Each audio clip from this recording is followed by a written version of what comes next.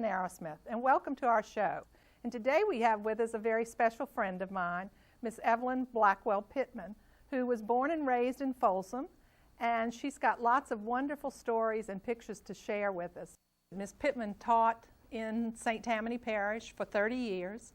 She taught most of those years in Folsom. 5 of them were at Lee Road, but all the rest of them were at Folsom. And I had the privilege of teaching with her out at Folsom. While I was teaching kindergarten, she was teaching 2nd grade, and I learned a lot from her. I can remember sitting and sharing stories with her in the teacher's lounge before or after school, or when we were up there in the summer getting our classrooms ready, going by and visiting with her. So we're glad to have her here today. So I'm going to let her start by just tell us a little bit about what it was like growing up in Folsom. My children used to ask me when they were growing up, said, "Mom, tell us about when you were a little girl and went to school. And don't say you walked in the snow because it never snows in Folsom." I said it didn't snow, but it was very cold, and I did walk to school through the woods to a 4-room school, which I enjoyed very much, going to this school in Folsom. Tell us a little bit about this school. Well, there were 4 rooms with a big hall down the center, the bell in the hall, and we walked through the woods with our lunch in a brown paper bag. We didn't have a lunchroom, and we ate outside, and you had to be very, very careful because we had open range in Folsom at that time, and the pigs would just roam in the woods, and when they would hear the bell ring at school, they knew what was taking place. That was lunchtime, and they would take your lunch if you weren't careful with it. But that was okay. We didn't suffer from that because the other kids would share with you. If the pig got your lunch, they would share with you. So the teachers on duty had to go out and fight off the pigs? I don't remember teachers being on duty back then. I don't think we had duty in the school. So, but we did fine. What about the floors and the heat in this building? We had the big pot-bellied stove. In the winter, the teachers and the kids would build the fires in the stove. And the floors were wooden floors, and we had to take care of the floors too. We'd sweep the floors at lunchtime, and then after school, some would stay and clean the floors. But it was great. We had lots of fun. We didn't have much playground equipment at recess and lunchtime. We would play hide and seek or hail over. That was throwing the ball over the building, and 2 teams, one on each side, and when they would catch it, they'd run around and throw it, and you were out if they hit you. We had a jump rope and marbles for the boys, but it was great. We had plenty of fun on the playground. And how were your classes set up? Were they by grades the way we have it today? Well, there were 2 grades, in first and second. If there was a large group of 2nd graders, they would take some of them and put in with the 1st grade, and then 3rd and 4th and 5th, 6th, and 7th. We just went to the 7th grade there, then we went to high school in Covington, rode the bus from Folsom to Covington. And what about when you graduated from high school? That was during the war, and they needed teachers, and Howard Wascom, who was the principal of the school in Folsom, said, "Why don't you apply?" I said, "You love children and you're very patient with them." So I did, and Mr. Mayfield, the supervisor, hired me, and I taught in a 2-room school, Savannah Branch. That's out off Wheelie Road, out west of Folsom. And I taught there for 1 year, then they consolidated with Folsom, and I taught in Folsom for the rest of the time. Now, are either of those school buildings still there? No, They're gone. neither one's there anymore. Okay. So you taught at the school on Willie Road, Savannah Branch, and then Lee Road for 5 years in special ed. I taught 5 years of special ed at Lee Road. And then I had seen Ralph Minitry one day, and he said, how would you like to be up at Folsom? I said, oh, I've been dreaming of that for a long time. And he said, well, just hold on. And sure enough, he called me and said they had an opening for second grade, and that I loved. I didn't like to go above the third grade. I love the bigger ones, but I can't handle the teenagers. But I love them, and I'm glad somebody liked them, because when mine were teenagers, I hate to know. But I did. It was great. I loved it. Well, you were teaching second grade when I taught at Folsom and went there.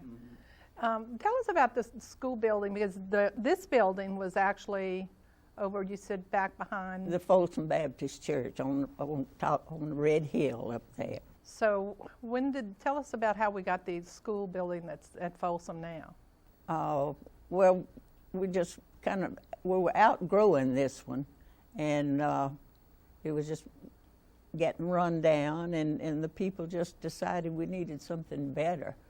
And the PTA met, and they all discussed it, and they went to the school board meeting, and this man, Mr. Lewis Landon, who was instrumental in getting the new school, this was at a school board meeting, and later on I don't remember when the school. Now a lot of people might remember his son. Yeah. Tell us about Lester Landon was the vet in Covington. That a lot of people went to. I remember when I came here. So tell us a little bit more about what it was like teaching school there when you first started. Well, I thought it was great, but it was very hard because I didn't have the things that they have in the classroom now, the manipulative, all the aids and everything. I had to make my own.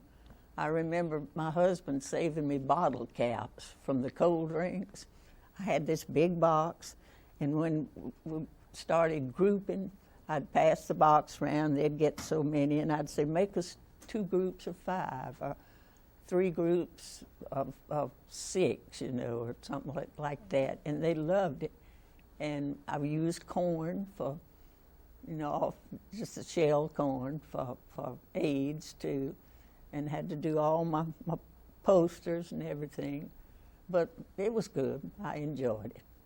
Now, when you started teaching at the consolidated school, what grade levels did you have there?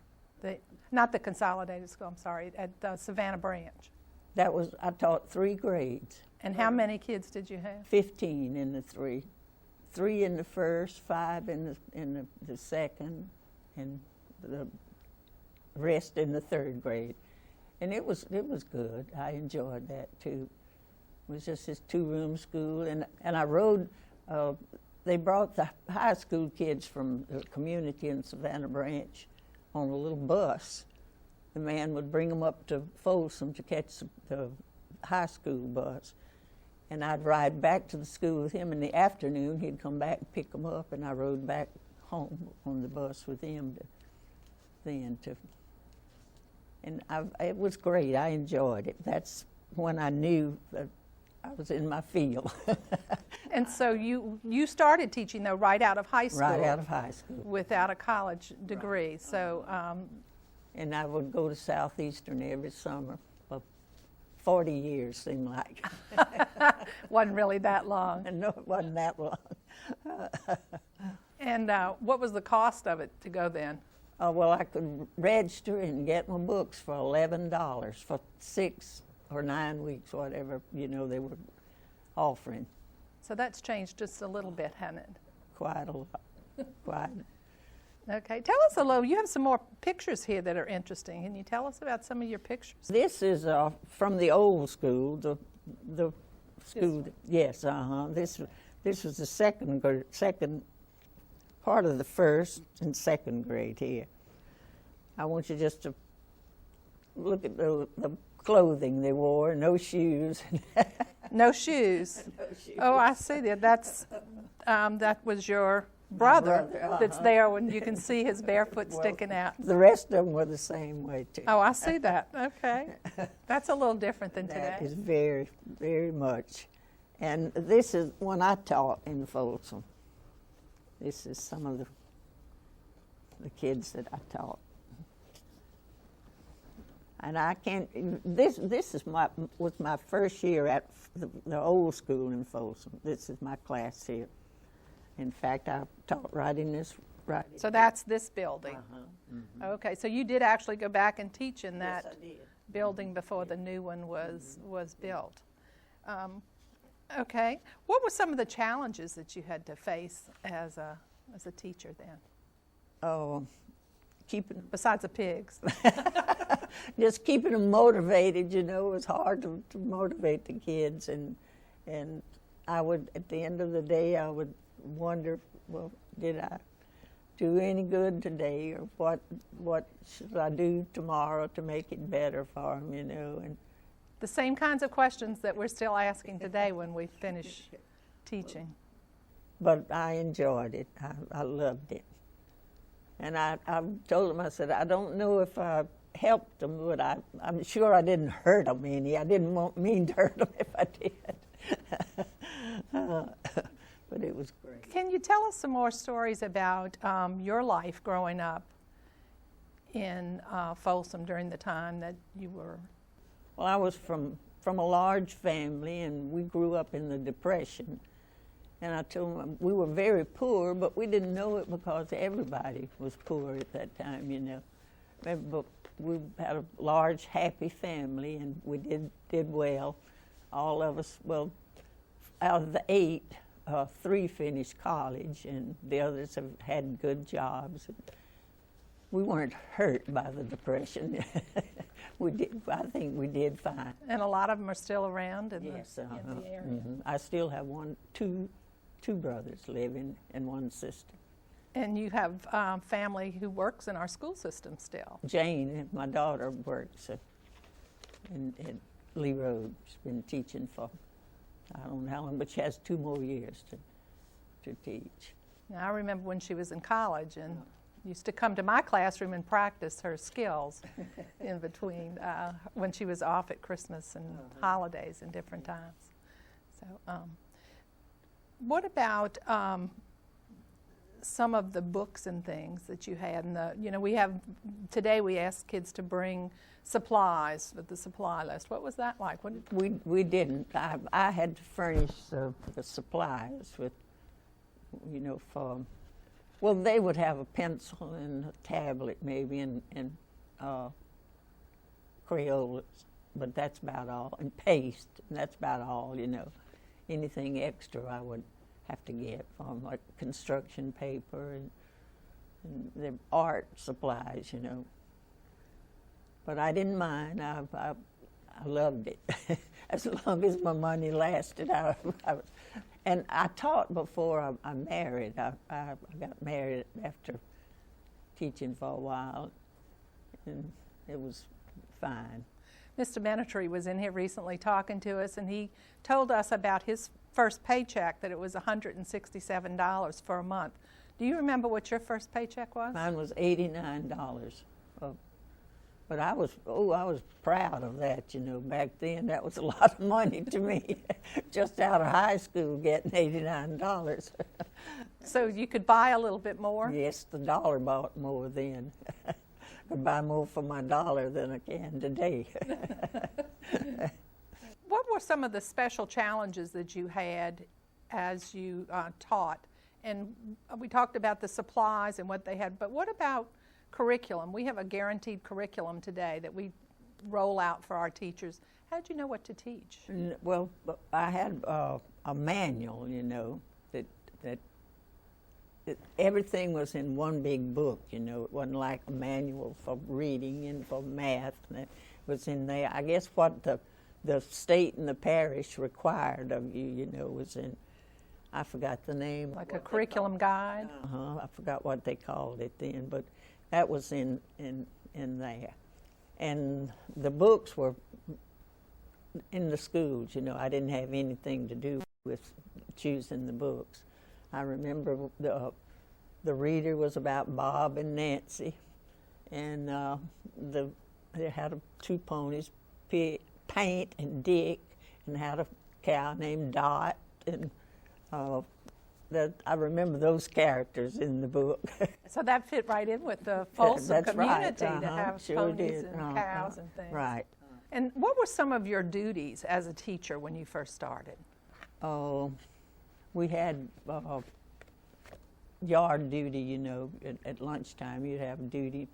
And we didn't have to after school because the kids walked to school, you know. But there was one bus, but it was there when the bell rang, you know, and you didn't have after school duty, but you would have a schoolyard duty during the day, you know. And what about heat in your building when you first started? Wood burning stove. And who did that? The teachers would get there early and start the fire. So that was part of your duty to get there early and start. Mm-hmm. And what about cleaning the building? Was there somebody or was it? The teachers and the kids did that. Sometimes you do it at lunchtime, and maybe then you just have to kind of touch it up after school. And most of the time, I'd get there early in the morning and go over mine because I'm a morning person. You were always on duty, early morning duty when I was teaching with you. I love the early morning. Who were some of your principals and some of the people that taught with you? Alfred Dubison. He was at Folsom, my first Consolidated year. Or the Folsom? Consolidated. Okay. Ralph was just, I can't say enough about Ralph. I just loved him. He was a great educator, and he was good. He loved the kids, and he was just wonderful. And Ronnie Pogue and Talmadge Core. And there was Bill Barker. Bill Barker. Bill Barker was the principal. And Mary Ellen Armitage, who became the mayor of Folsom after she retired, tell us. She taught with me. She taught 5th grade, I believe, maybe part of the 4th and the 5th grade. Mary Ellen was a great teacher, too. And she went on into central office. And Dorothy Gunn, who went on to Southeastern and taught after she left Folsom. She went to Southeastern, taught in the lab school, Southeastern. Well, while we're talking about people, tell us about some of these people that are in this picture. Okay, right here we have, this is Jack McGee, who had a big nursery in Folsom. He went on to be a nurseryman. And this is Ed Shano, who owns Briar Lake subdivision now. And my brother had a nursery. And tell us his name. H.D. Blackwell, was Blackwell's nursery. And Huey Jenkins, who owns a lumber company. And got a lot more boys in there than girls, don't you? What was the boy-girl relationship like? Was it, proportionally when you were teaching? It seemed like there was always more boys than girls. Mm-hmm. That's interesting. What about training and staff development, professional development? We just have the parish meetings, you know, where all the teachers went to the parish meetings. But I don't remember. Sometimes I remember going to Southeastern to meetings, you know, for training. So you didn't have them at the school level like we do now? And you mentioned Henry Mayfield. Mr. Mayfield was the one that hired me for my job. He was a supervisor. And I'll tell you, another great man was Mr. Pitcher, William Pitcher. He was a great educator, too. He was superintendent. So they were both superintendents at one time and are well known. Yes. Who were some of the other people in central office that were around when you were teaching? A lot of people went to Folsom and then went to central office. Marguerite Moran worked at, she was never a teacher, but she worked at the school board office for a long time. And the Jenkins girl, Carmen Jenkins and Evelyn Jenkins were in the school board office. And Marguerite's husband then was a principal. Don was principal at Pitcher, I believe, William Pitcher. When you retired, what were your thoughts about the future of education? I'm always interested in schools, but I love to know what's going on because I still have a grandson in junior high at Folsom, but my other two boys have finished. Well, have one second year at he has 2 more years at LSU. And you still go back and visit some of the Yes. schools and meet with the students and Right. What do you see any differences in the kids today from the kids the children you started teaching? Well, they aren't as timid today. Seem like they're more outgoing than they were back then. They just know a lot more. Yeah, I think they have more opportunities for participating in activities at the school and everything. But we didn't ever have too many activities, because it didn't have any lights in the school or anything. And You didn't have any lights? No, not the old school here. We didn't. Well, what happened on dark days? You just pulled the shades up and did the best that you could, which wasn't too bad. What about going into Covington? Today kids go on field trips and stuff. Did you ever go on field trips or? Well, when I taught in Folsom, we did. I remember taking them to Hammond, boarding a train, ride to a meet, get off the train there, and the bus would meet us there. Then we would go to the zoo sometimes. Into New Orleans? Uh-huh. So that would have been after the bridge was built, the causeway was Yes. built. What was Covington like then? We would go if we had to, like to the doctor or dentist or things like that, but not just to go shopping. We shopped in Folsom when I was growing up. What kind of shops did they have? Grocery stores and Is that Pig Morgan's? yes. But before then, it was Robert Core had a big grocery store. What are some other special memories that you have as being a teacher or growing up in Folsom when you did, in the time that you did?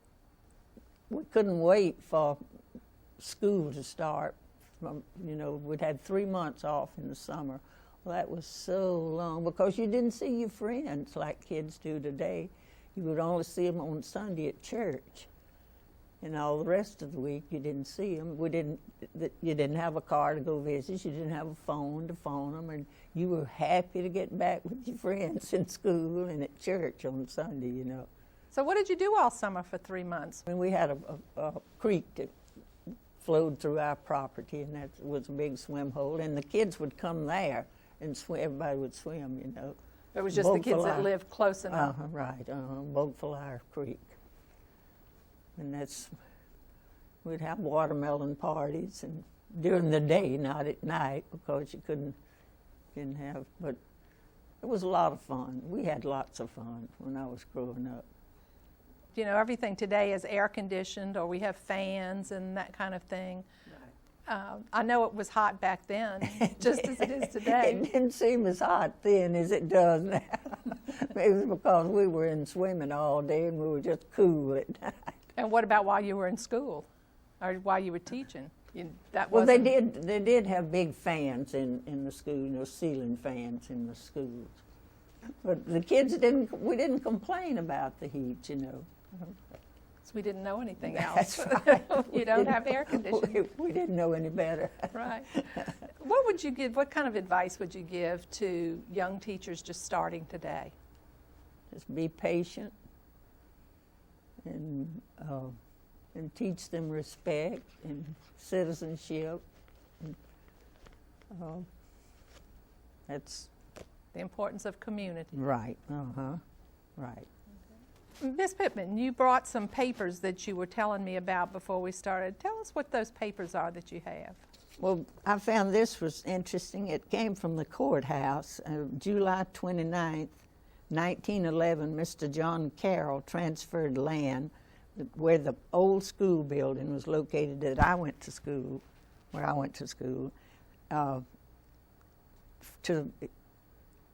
he sold this to the school board for the sum of $20. $20 back then for Well, see, you could have spent your $89 and bought a school ground. That's right. What was it like with the parents? We work hard to get our parents involved and active in with our children. Well, I never, when I was going to school, my parents weren't involved because my dad worked and my mom stayed home and worked too, you know, with the 8 kids and about 6 of them in school and 2 at home. But I was telling someone the other day, I said, all my life, I never heard my parents, if they ever said anything about the teacher, they didn't say it in front of us. They made us think we had the best teacher in the school. And I just could not believe the way some parents, you know, talk about the teacher in front of the kids. I don't like that. But we didn't, not to my knowledge, we had that and not many parents helped at the school because everybody was working, you know, back then. So you didn't have a lot of parent involvement and people coming in and when I was teaching at Folsom, I would have parents who would come and ask if they could help, you know, if I needed them, they were there to help. But I never had, I only had 2 parents to come and ask if they could sit in my class and see, because the kids weren't doing well, you know, and they wanted to see what was going on. But I just had those 2 about next to my last year, and it didn't bother me, you know, because I knew what the kids were like. You knew what you were doing. That's and right. were comfortable with that. So I was comfortable with them coming. What about absenteeism or being tardy? Did kids miss very often? Not well when I was teaching, but sometimes when I was going to school, kids would have to stay home and help maybe with the farm work, you know, pick the beans to sell and do the cotton, but not when I was teaching, we didn't have that. So what were the main things that were around there when you were there? You mentioned beans and cotton. The tongue produce. Yeah, they had big tongue farms back then. And they used that tongue oil for? Paint, I think it was paint. Okay. And I know there's still a lot of dairy farms around there. There are a lot of those when you were growing up. And what was technology like? Today we have so much. What do you think about all the technology we do today? Blows my mind. I can't even turn on a computer.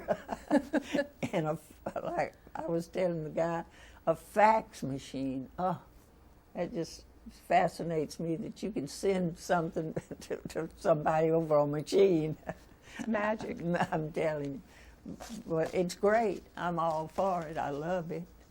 And we got to keep up, you know, with the. I'm glad to see that the schools are staying in touch with the world and everything. And it's just great, I think. Before we started this session, you shared something with me about your feelings about change. Would you share that with our viewers? Well, I like change. I'm for change, you know. I go along with change, and I've seen a lot in 84 years. I've seen a lot of change, but it's for better. I think that's great. And we so thank you for coming in, because it truly is people like you that have helped us build the school system that we have today. And we thank you very much. And thanks for taking your time to come in here and sharing with us today. Well, it was great. I enjoyed it. And if I can do it again, we'll call you. I know where you live. Thank you. And thanks for watching our show today.